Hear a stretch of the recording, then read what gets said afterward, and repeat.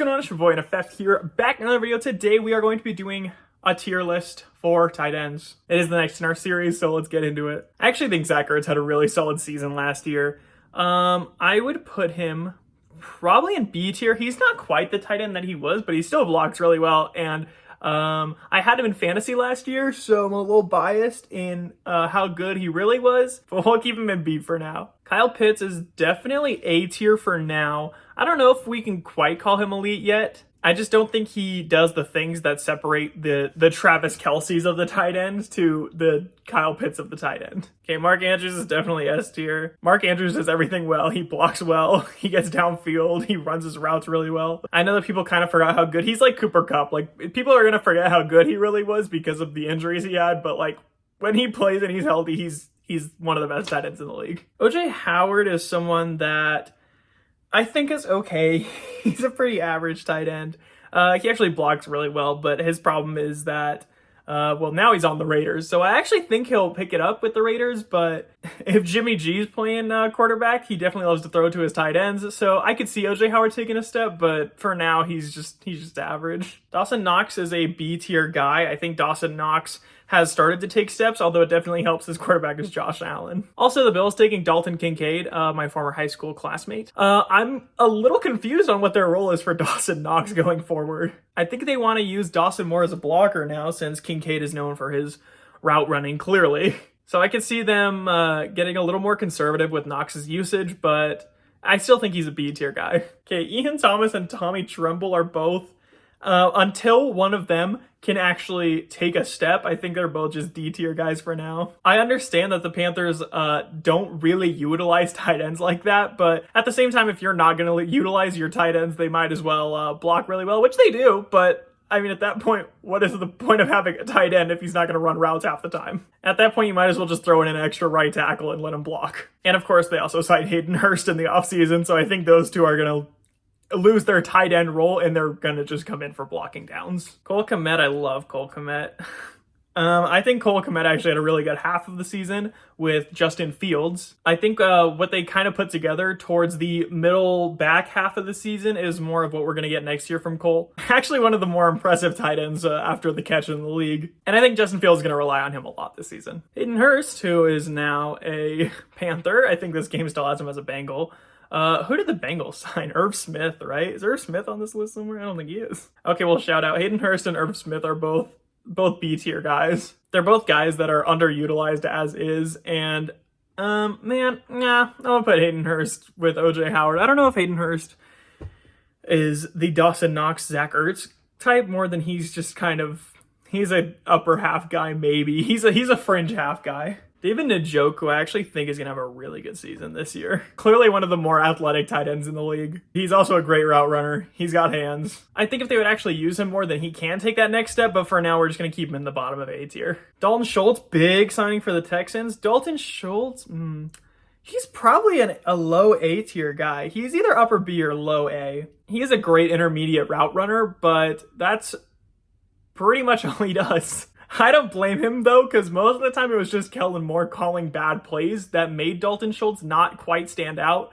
But at the same time, I think Kellen Moore is smart enough to try to play to his offense's strengths, and that's why he had Dalton Schultz running the 12-yard curl on every 3rd and 11. If they can't stop it, I agree. You should run it over and over again, and that's why Dalton Schultz gets to be A tier. I'm not quite sure why this tier list has Albert O instead of our boy Greg D, but we're going to pretend like this is Greg, and we're going to put him in B tier, because I'm not going to rank Albert O. People skipping through the video are going to be really confused why Albert Okuegbenam is in B tier, but I promise that's Greg Dulcich. I think Greg was actually really impressive last year. I know Russell Wilson loves his tight ends, and I think Greg showed a lot of great flashes of a potential future star. I do think we have to see more of him, though, so that's why I'm going to keep him in B. TJ Hawkinson probably is the bottom of S tier. I actually think Minnesota's a great fit for him. I love that they are going to keep him around because he clearly is going to open the field more, especially with Justin Jefferson on the outside. TJ Hawkinson's going to be open a lot. Even that last few games that he played with Minnesota, I think TJ Hawkinson showed that he will be a top tight end in the league.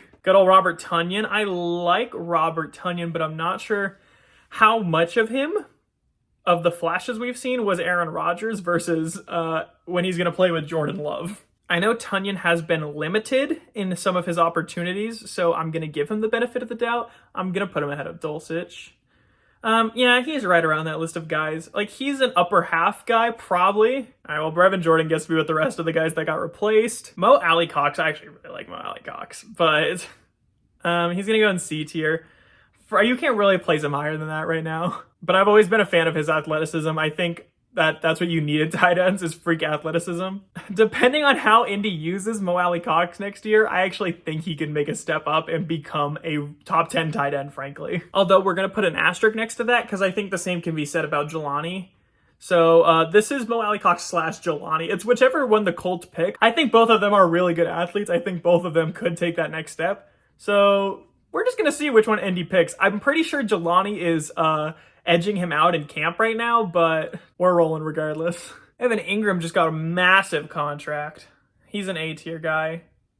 He's probably right around there. It'll be interesting to see what the Jaguars do with our boy Ingram. I'm not sure I could fairly rank him until he gets to play a couple games in Jacksonville. But based on talent and past production, I think he's already an A tier guy. I think he can become an S tier in Jacksonville. I'm excited to see how he works with Trevor. Obviously, Travis Kelce's an F.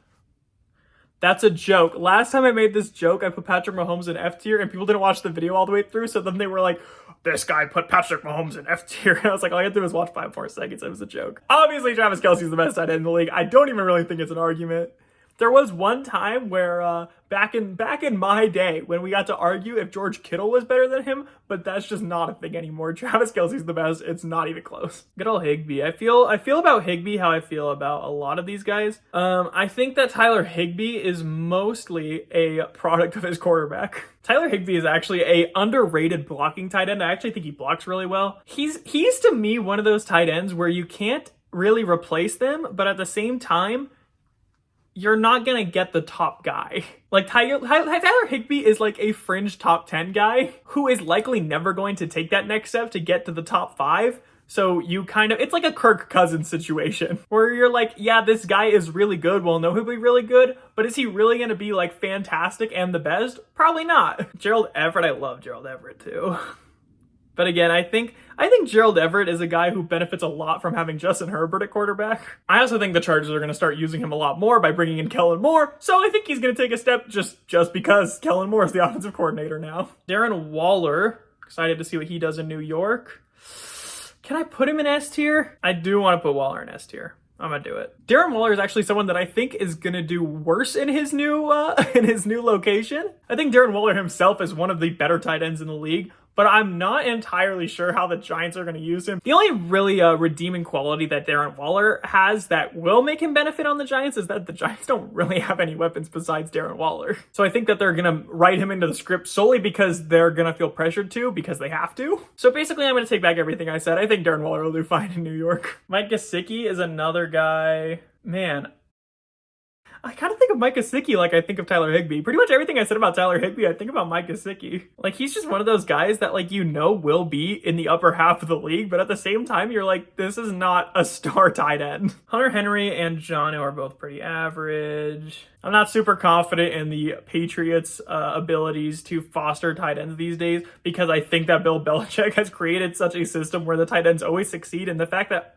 the Patriots tight ends really haven't, I guess it's a byproduct of them splitting snaps all the time, but I think if they commit to Hunter Henry, I really do think Hunter Henry can become significantly higher. I think Hunter Henry can get to A tier if they will actually commit to him being the number one guy, but the fact that they like to split their tight ends so much is kind of, I think, a testament of Bill Belichick's that he doesn't think Hunter Henry is going to be as good as, well, I was going to say Rob Gronkowski, but duh.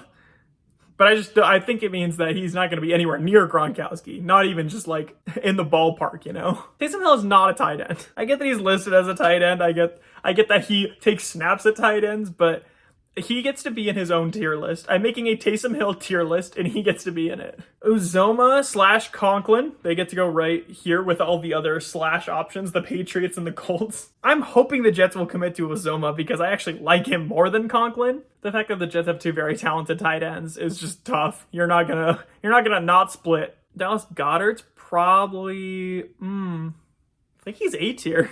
I don't know if he cracks S tier. Because in my mind, the only 5 guys that really crack S tier are these top 5 guys, right? Is that my top 5? Do I like Kittle more than Andrews? That's tough. Regardless, I really like Dallas Goedert. Dallas Goedert's probably 6, so we're going to keep him at A. Pat Freiermuth is someone that is right in this young tight ends that I really like. I think him and Pickett are going to get a really good connection going next year. Fant and Disley get to go in the split tight end category. Cameron Brate gets to go in the split tight end category. Kyle Rudolph gets to go in the split category. Wow, you know what? I completely forgot the Vegas signed Austin Hooper. He gets to go right next to OJ Howard in the split tight end category. Logan Thomas I actually like a lot too. Can I put him in A tier? I'm gonna put him in A tier. He can go at the bottom of A tier. Yeah, I'm pretty content in my list. Everyone who didn't watch the video is really confused about why Albert Okwuegbunam's in B. Let me know if you guys disagree in the comments, of course. I love to discuss. Make sure you guys subscribe for more football content. I'd like to thank you guys for watching. Hope you all enjoyed, and I'll see you guys in the next one.